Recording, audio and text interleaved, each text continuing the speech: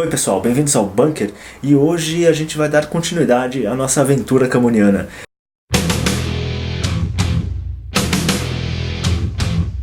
Se no último programa eu fiz uma apresentação um pouco geral assim sobre a vida e a obra do Camões, trazendo alguns aspectos tanto de uma quanto de outra, especialmente falando aí de como a vida do Camões foi muito atribulada e ao mesmo tempo quão pouco se conhece a vida do Camões e que isso muitas vezes tem que ser levado em consideração ao se interpretar a obra do Camões, isto é, as suas aventuras e desventuras. Mas ao mesmo tempo a gente não pode se apegar muito a isso, justamente porque se conhece muito pouco mesmo, se conhece muito pouco detalhe da vida do Camões. E hoje eu quero falar um pouco mais sobre a vida do Camões. No outro programa eu havia falado dessa questão do Camões ser um poeta que conhece profundamente os conceitos da poesia, que conhece as guias mestras de como se faz um belo poema petrarquiano, uma epopeia, e assim vai, um soneto, redondilhas, e quais são as imagens convencionais que os poetas utilizam. Só que ele não se prende a essas convenções, ele não se prende a essas ideias pré-concebidas. Isso que é interessante do Camões. Ele deixa a realidade penetrar e sustentar a sua poesia. É por isso que Camões é um poeta tão importante assim para nós e para este nosso momento. Então vamos começar aí este pequeno exercício imaginativo biográfico da vida do Camões. Se sabe muito pouco desta infância do Camões. O que as pessoas depreendem dos grandes estudos que existem sobre a obra camoniana é que ele teve uma excelente formação humanista no período de faculdade, que ele provavelmente fez em Lisboa. A sua família não era uma família de nobreza, mas não uma nobreza muito rica, então eles eram aquela coisa meio... tá ali no meio, né? É nobre, mas nem tanto, é nobre, mas não tem tanta coisa assim. Mas o que se sabe é que mesmo sendo dessa nobreza menos abastada, Camões sim teve acesso aos clássicos, né?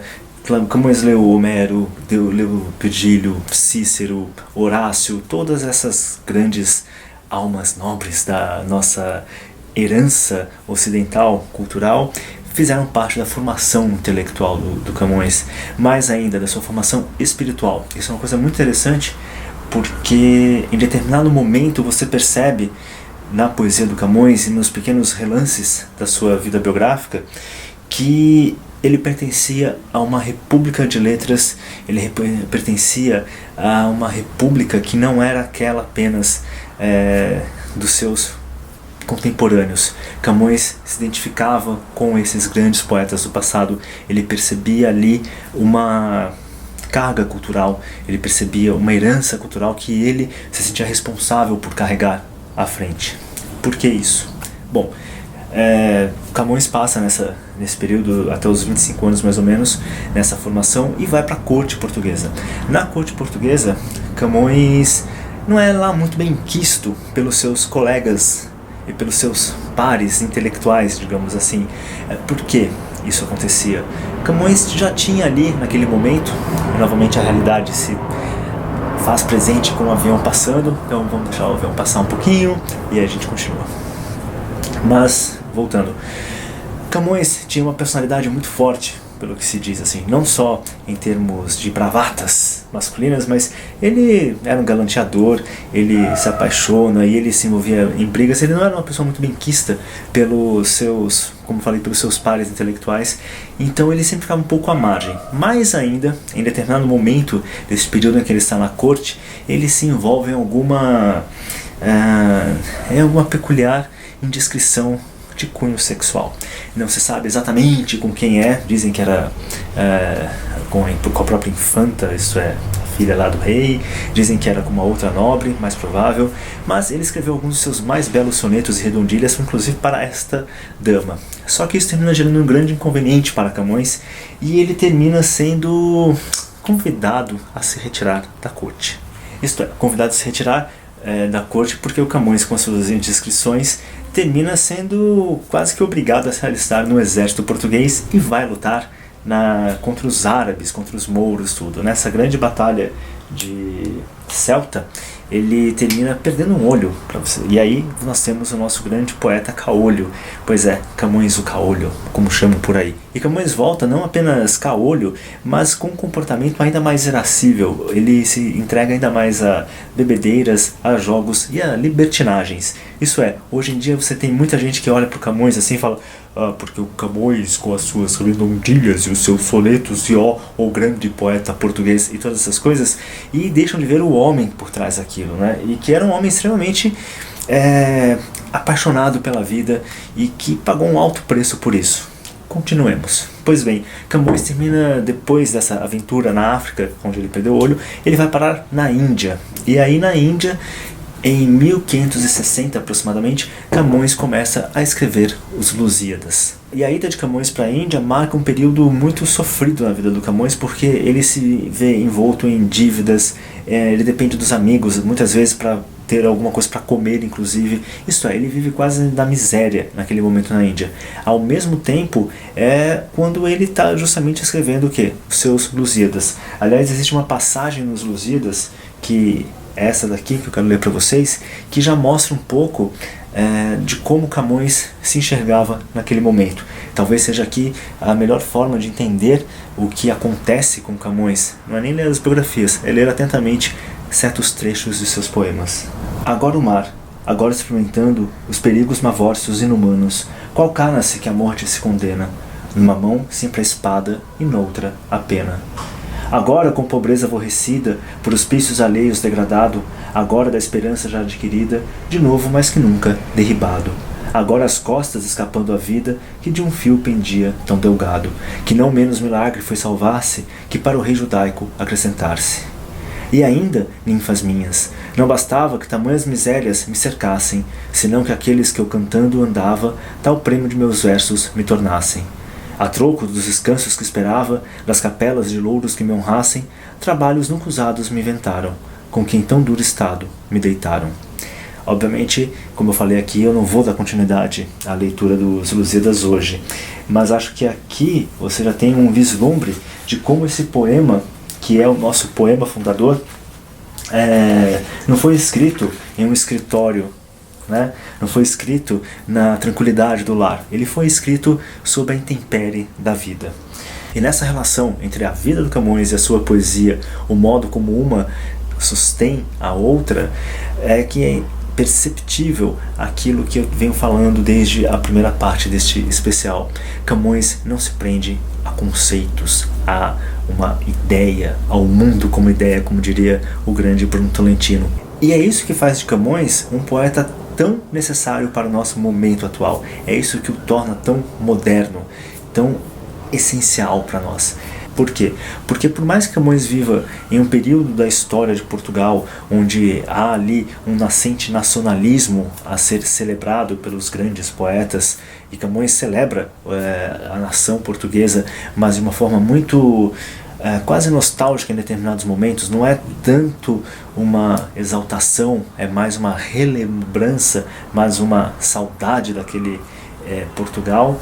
Ao mesmo tempo ele também tem noção de que as convenções poéticas elas existem, mas elas não são a realidade. Isso também está muito presente na sua obra.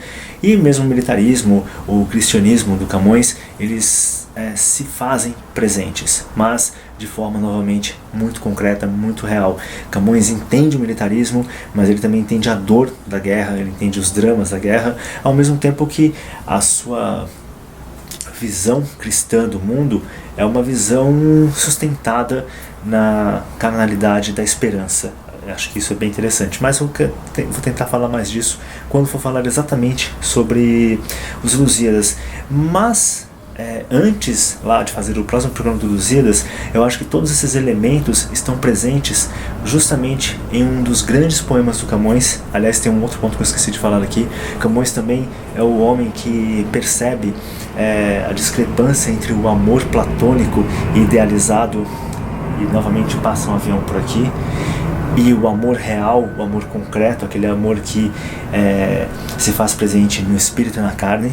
Então também tem essa dualidade que Camões incorpora na sua obra, tentando trazer a unidade real do amor. E acredito muito que todos esses temas na obra camoniana estejam presentes em um poema, que é um poema um tanto quanto longo, então não vou ler inteiro, mas vou ler um trecho dele, que é o Babel e Sião. Babel e Sião. Sobre os rios que vão por Babilônia me achei, onde sentado chorei as lembranças de Sião, enquanto nela passei. Ali o rio corrente de meus olhos foi manado, e tudo bem comparado, Babilônia ao presente, Sião ao tempo passado. Ali, lembranças contentes na alma se representaram, e minhas causas ausentes se fizeram tão presentes como se nunca passaram. Ali, depois de acordado, com o rosto banhado em água deste sonho imaginado, vi que todo o bem passado não é gosto, mas é mágoa, e vi que todos os danos se causavam das mudanças e as mudanças dos anos, onde vi quantos enganos faz o tempo as esperanças. Ali vi o maior bem com pouco espaço que dura, o mal que depressa vem e quão triste estado tem quem se fia de ventura.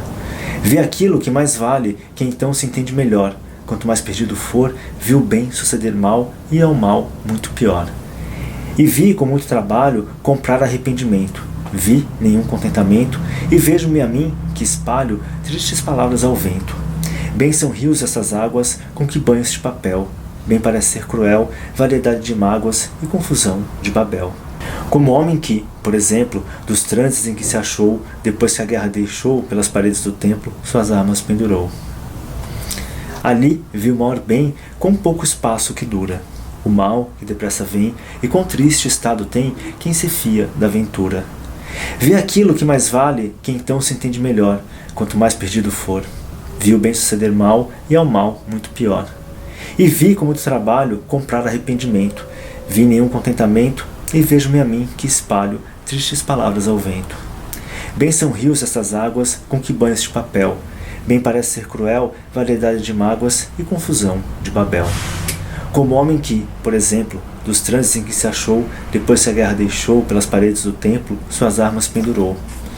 Assim, depois que assentei, que tudo o tempo gastava, da tristeza que tomei, nos salgueiros pendurei os órgãos com que cantava.